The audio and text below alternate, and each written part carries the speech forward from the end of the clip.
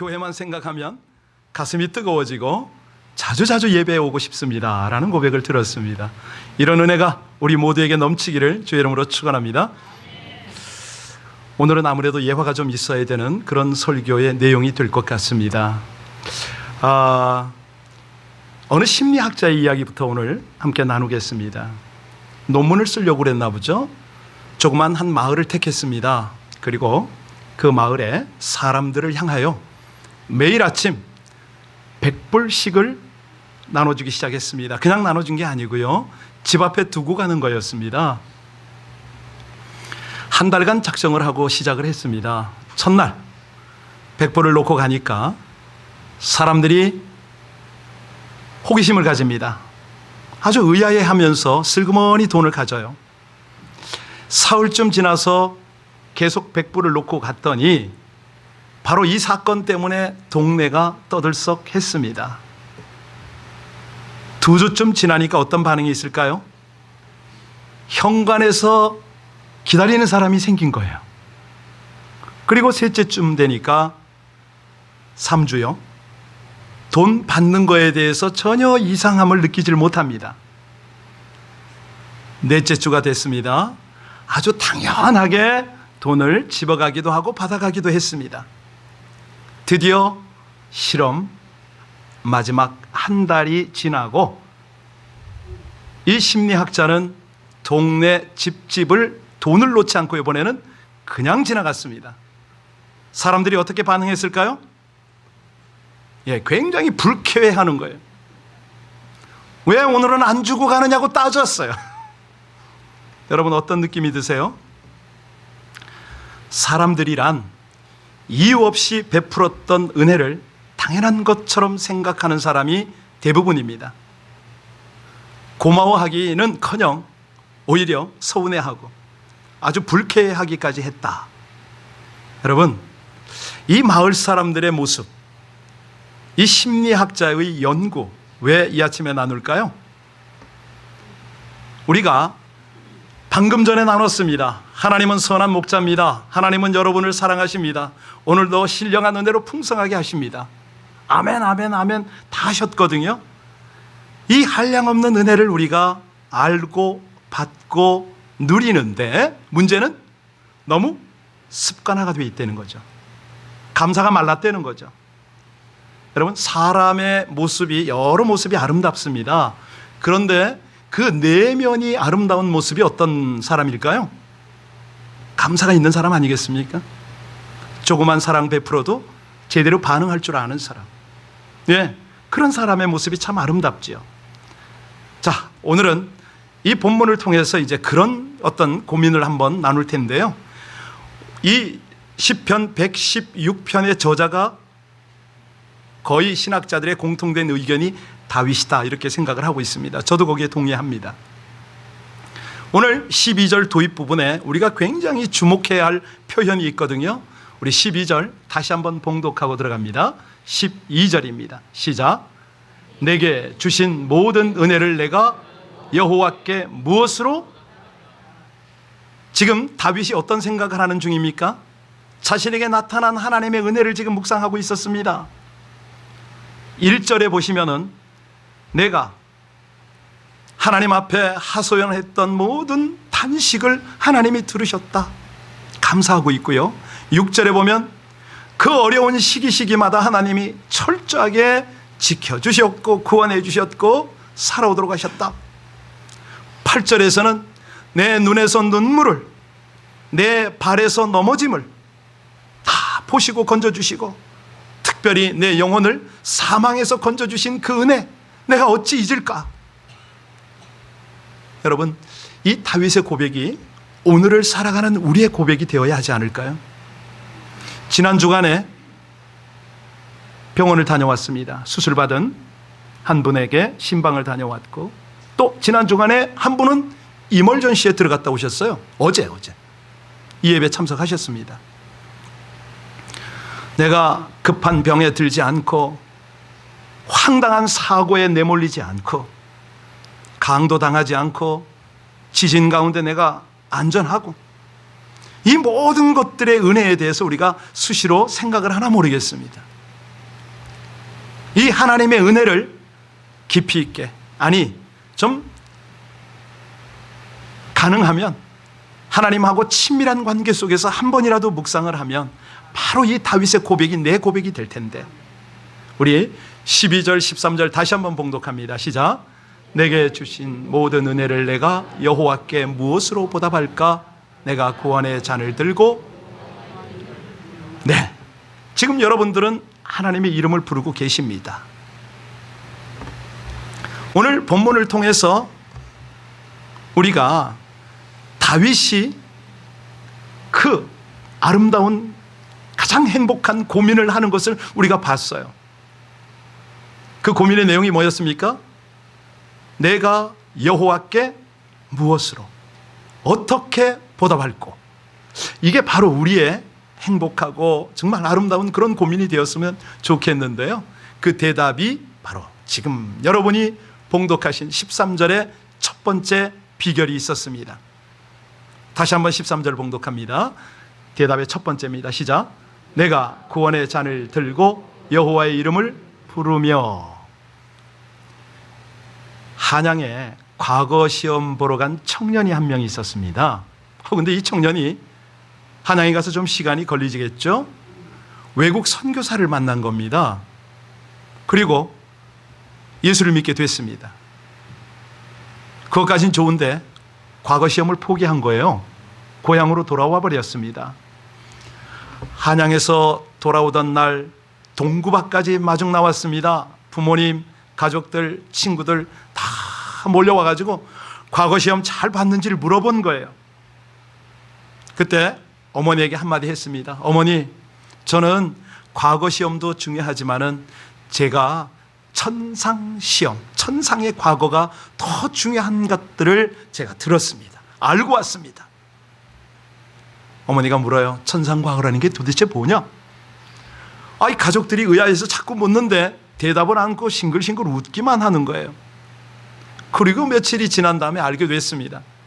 예수를 영접하고 하나님의 백성이 된다는 것이 바로 천상과거시험이다. 이걸 가족들이 알게 된 거예요.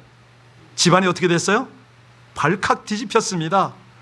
아니, 과거 시험 보라고 일도 안 시키고 돈 모아서 한양까지 보냈더니 이 아들에게 예수 귀신이 붙어왔다는 거예요. 지금 난리가 난 거죠. 동네 소문이 흉흉해집니다. 청년이 무사했을까요? 몰매를 맞았죠. 아버지한테 맞고 형들한테 맞고. 그리고 얼마를 지나고 나니까 청년이 벙어리가 되어 말았습니다. 또다시 집안이 발칵 뒤집혔습니다. 그때부터 용하다는 의사, 무당 불러다가 진맥, 약 먹이고 굿하고 난리가 났죠. 멀쩡하던 막내 아들을 이렇게 벙어리로 만들었으니 부모 가슴이 얼마나 답답했겠습니까? 이 아들이 3년을 벙어리로 지냈습니다. 그랬더니 부모가 하도 답답해서 아들에게 말합니다. 얘야, 입만 떼면 우리가 소원이 없겠다. 네가 뭘 부탁해도 다 들어줄 테니까 입 좀 열면 안 되겠냐?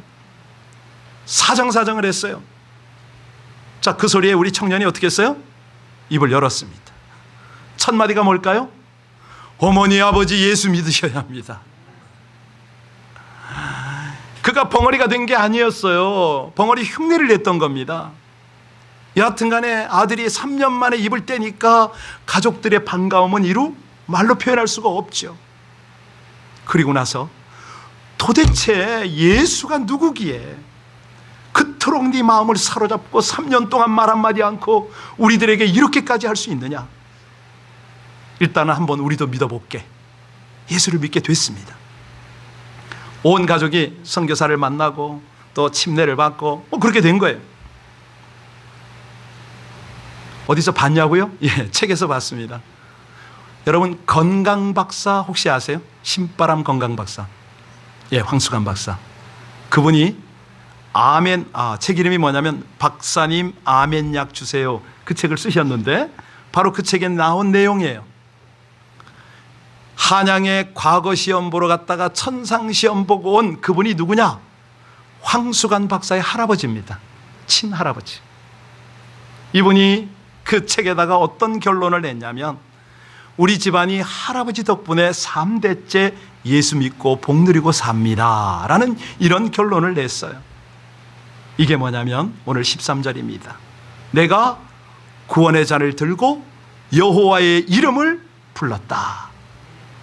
과거 포기하고 매맞고 벙어리처럼 살았지만 하나님의 구원이 너무 감사해서 우리 예수의 이름만을 말하는 거예요. 예수의 구원을 가정 가운데 나타낸 거죠.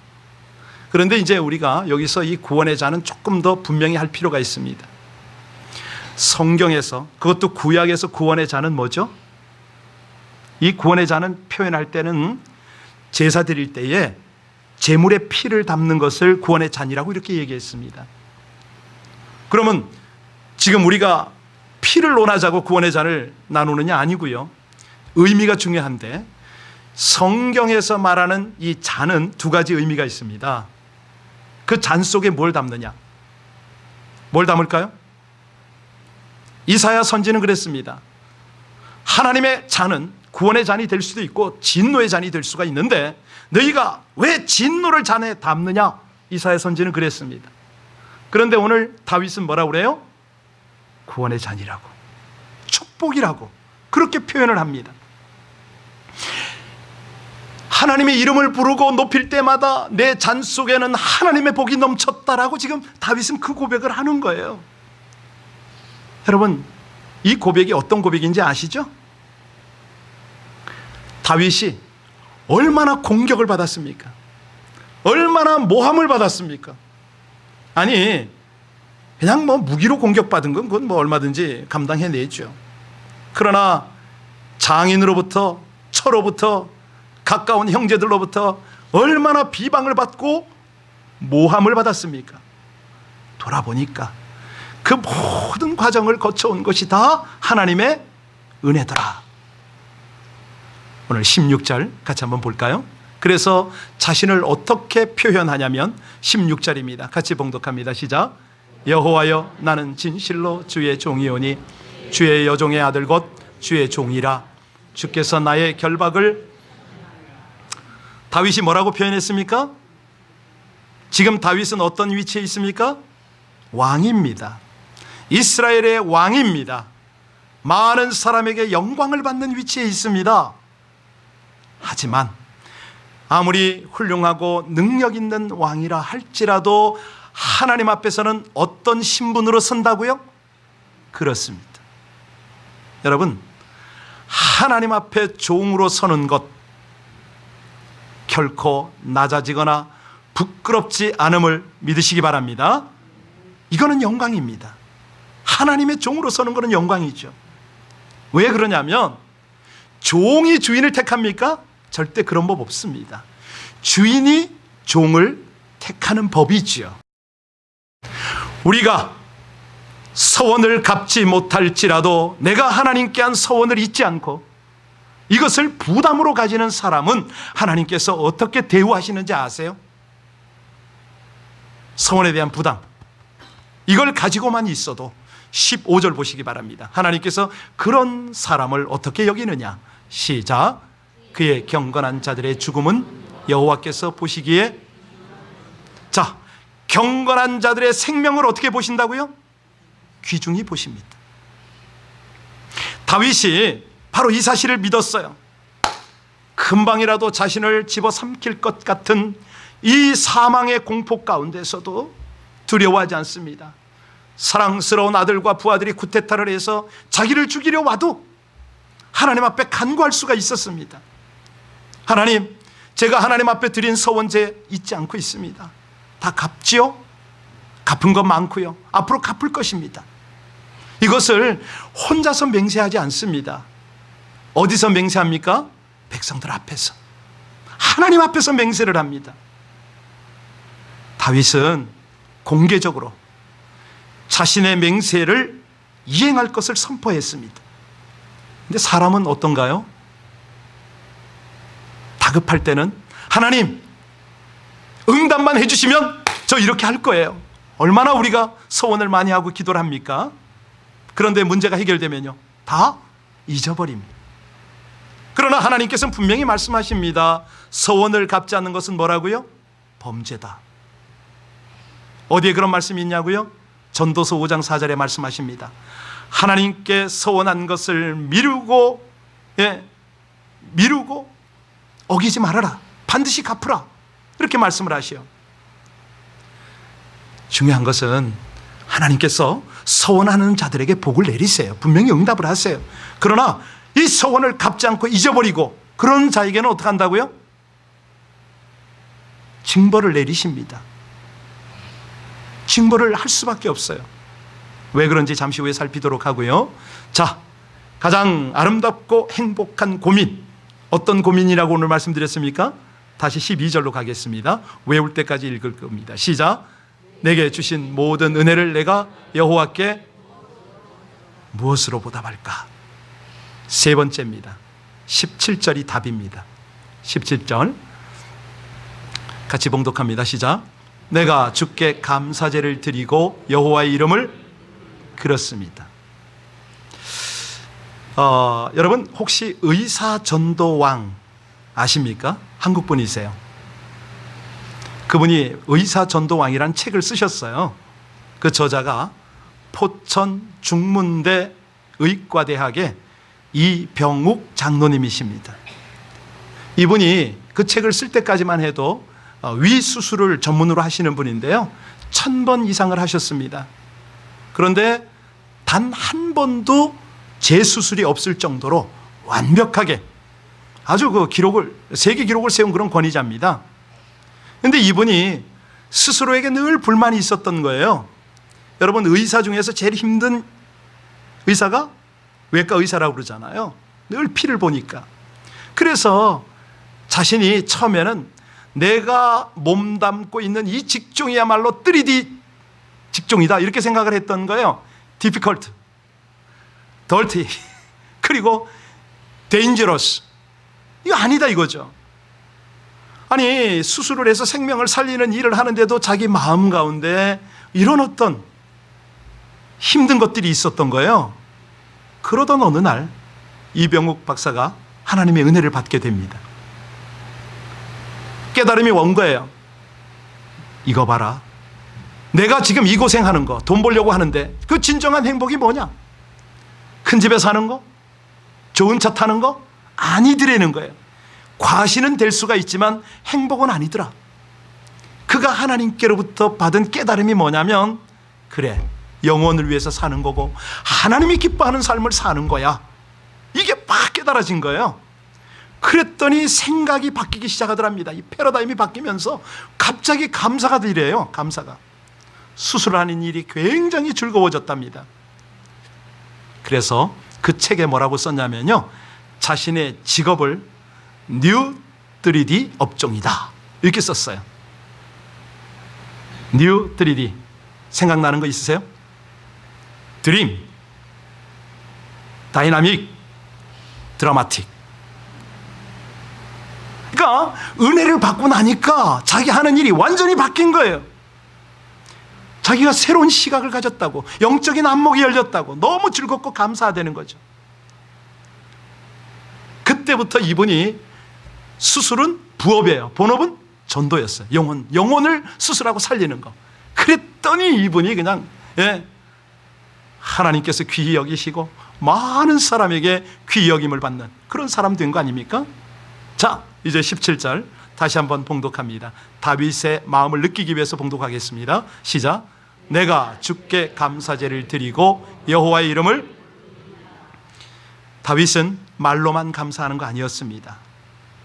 감사제를 드렸다는 겁니다. 뭘 드렸을까요?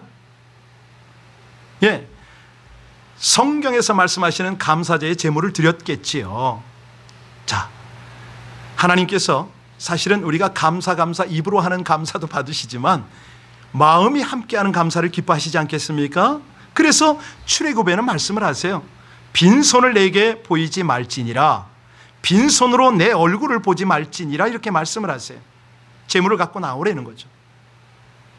오늘 또 교회 왔더니 목사가 헌금하라고 이 구절 인용한다고요? 아닙니다. 우리 헌금 안 내도 하나님은 하나님의 방법으로 다 교회를 운영하시고 종들을 다 먹이고 하세요. 왜 이런 구절들을 나눌까요? 하나님께서 여러분에게 맡길 만한 것을 맡기고 싶은 거예요. 아무리 맡겨도 감사할 줄 알고, 그리고 제대로 하나님 앞에 하나님을 인정할 줄 알고, 이걸 보고 싶어 하시는 거죠. 사실 재물이 없어요? 얼마든지 감사를 표현할 방법이 있습니다. 기쁨으로 헌신하는 겁니다. 기쁨으로 복음을 전하는 거죠. 예, 기쁨으로 봉사하는 겁니다. 여러분, 우리 삶을 가만히 한번 돌아보세요. 우리 주변에 생활이 비록 구차하고 재정적으로 어려워도 표정이 밝은 분 계시잖아요. 입에서 감사가 떠나지 않는 분 계시잖아요. 그런 분을 보면 뭐가 느껴집니까? 참 신앙이 성숙하다. 참 저런 분하고는 정말 어떤 교제 좀 하고 싶다, 이런 마음이 들지 않습니까? 근데 반대로 그냥 입만 열었다 그러면 불평, 불만, 비난, 판단, 어떤 느낌이 드세요? 딱 돌아서면서 그러잖아요. 저 인간은 나가서 또 내 얘기도 저렇게 하겠구만. 실망에 실망을 하잖아요. 예, 어떡하겠어 그거. 누가 말려? 중요한 거는 감사로 하나님께 보답하는 일을 게을리해서는 안 된다는 거죠. 습관이 되어야 된다는 겁니다. 계속 내 몸에 붙어 있어야 돼요. 예수님께서요, 우리가 잘 아시는 대로 예루살렘을 지나려고 사마리아 땅을 건너갈 때에, 그 지역을 통과할 때 왜 문둥병 10명을 만난 사건 기억하시죠? 예, 대부분 다 유대인이었습니다. 다 한결같이 고침을 받았죠. 제사장에 가서 내 몸을 보여라 그랬는데, 가다 말고 돌아와서 감사하는 한 사람이 있었으니 그 사람은 어떤 사람입니까? 사마리아 사람입니다. 왜 사마리아 사람만 돌아왔을까요? 여기서 우리는 놓쳐서는 안 되는 것이 있습니다. 유대인, 아니 비록 문둥병자라 할지라도 유대인은 내가 나음을 입는 것을 너무 당연하게 생각할 수가 있었던 것입니다. 하나님이 날 사랑하니까, 하나님이 날 당연히 고치셔야지, 내가 하나님께 기도했으니까 하나님이 당연히 은혜를 줘야지, 내가 하나님의 선민인데 병 고쳐주셨어? 진작 들어주실 일이지 라고 했을 수도 있어요. 여러분, 어떤 느낌이 드세요? 사실 이런 것들이 우리의 신앙생활이 어느덧 고착과 형식화된 우리의 모습이 될 수도 있지 않을까요? 한번 생각해 보시기 바랍니다. 내가 당연히 받을 수 있는 게 몇 가지나 될까요? 우리 집에 가면 어머니나 아내가 정성스럽게 식탁을 만듭니다. 당연히 받을 수 있는 건가요? 남편이나 아들이나 자녀들이 거칠어진 손과 그 허함을 잡아내면서 집에 돈을 가져왔습니다. 당연히 내가 받아서 써야 되는 건가요?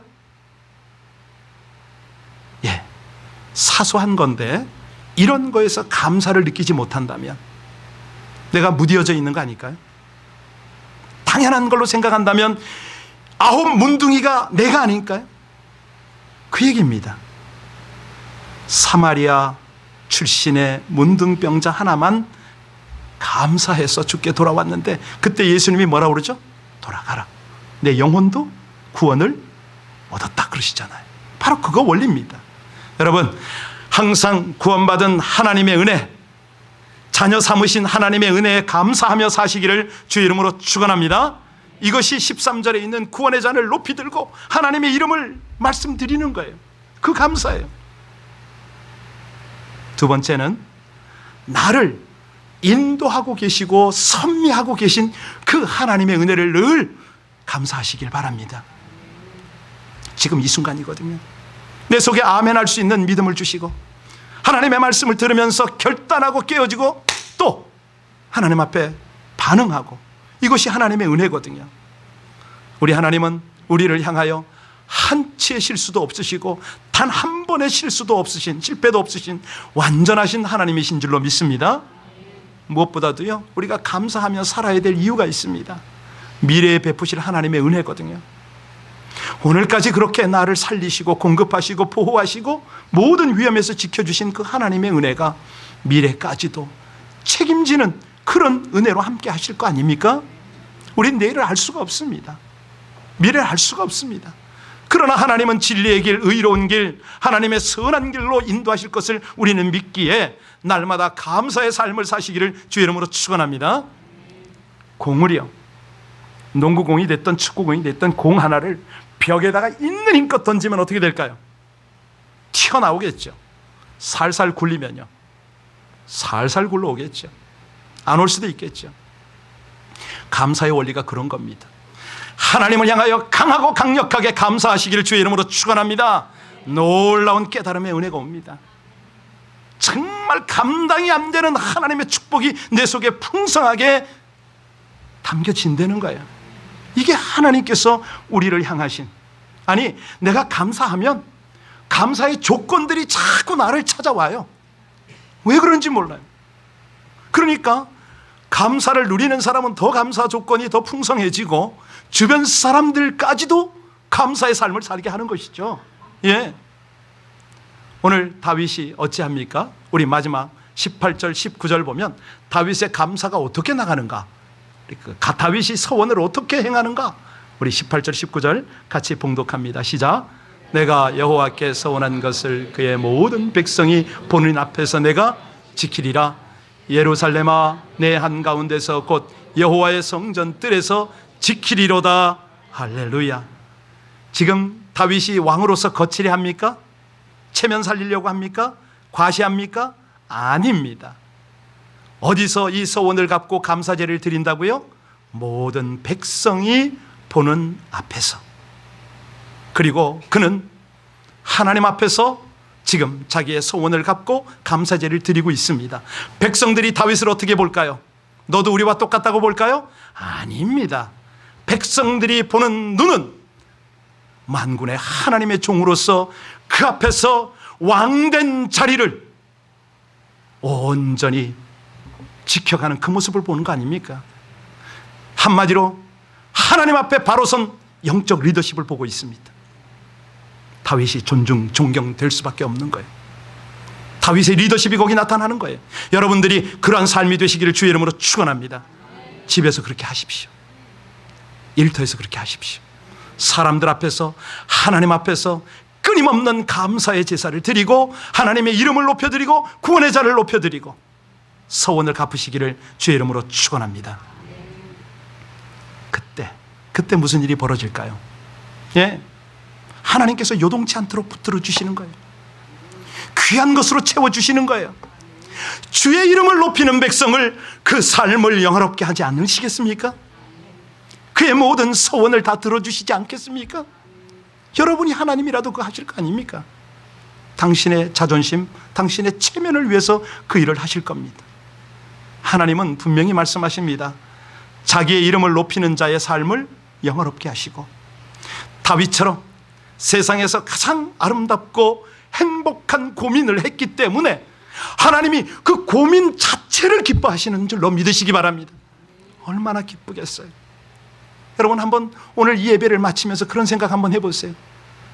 내가 우리 가정에서 우리 가족들과 더불어 어찌하면 하나님의 은혜에 보답할고, 얘들아 우리가 어떻게 하면 하나님의 은혜에 보답할까?